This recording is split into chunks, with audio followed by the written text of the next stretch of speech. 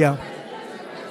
Please, go ahead. There's footage that shows that an American missile strike and a Tomahawk missile likely destroyed that Iranian girls' school. So will the U.S. accept any responsibility Well, I for haven't that strike? seen it, and I will say that the Tomahawk, which is one of the most powerful weapons around, is used by, is sold and used by other countries, you know that.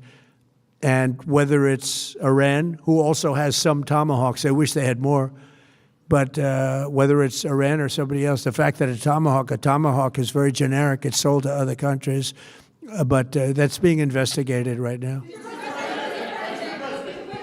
Yeah, please. Thank you. Thank you. Mr. President, you've said the war is, quote, very complete, but your defense secretary says this is just the beginning. So which is it, and how long should Americans be prepared Well, I think for you could this war say to it last both. for? It's the beginning of building a new country, but they have no Navy, they have no Air Force, they have no anti-aircraft equipment. It's all been blown up. They have no radar, they have no telecommunications, and they have no leadership. It's all gone. So, you could look at that statement. We could call it a tremendous success right now as we leave here. I could call it, or we could go further, and we're going to go further. But the big risk on that war has been over for 3 days. We wiped them out in the first 2 days. When you think about it, it's incredible. We wiped out a big Navy, very powerful Navy. These were ships. These were serious ships. These were ships that you buy when you want to win battles. They're all on the bottom floor. The sailors are all running off their ships. They refuse to get on the ships. The Air Force is gone. Everything's gone. The missiles are down to a trickle. The drones are down to probably 25%, and they'll soon be down to nothing. We'll have where they manufactured the drones are under fire as we speak. They're being hit.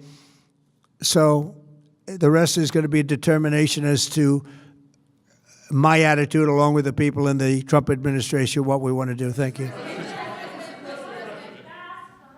Yeah, please.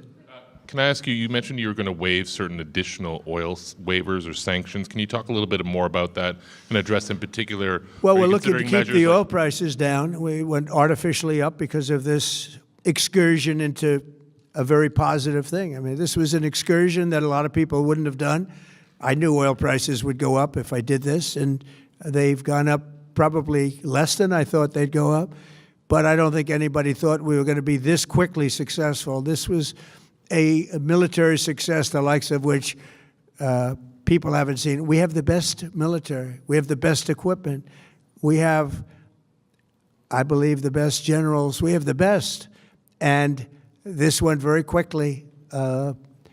We talked about that with President Putin. He was very impressed with what he saw because nobody's ever seen anything quite like it. Iran was a very powerful military country with all of the missiles. Now, you had the double attack. You had the original attack with us and Israel, and that knocked them for a loop. Then you had the B-2 bombers, which took out their nuclear capability, and they would have had a nuclear weapon within 2 weeks to 4 weeks.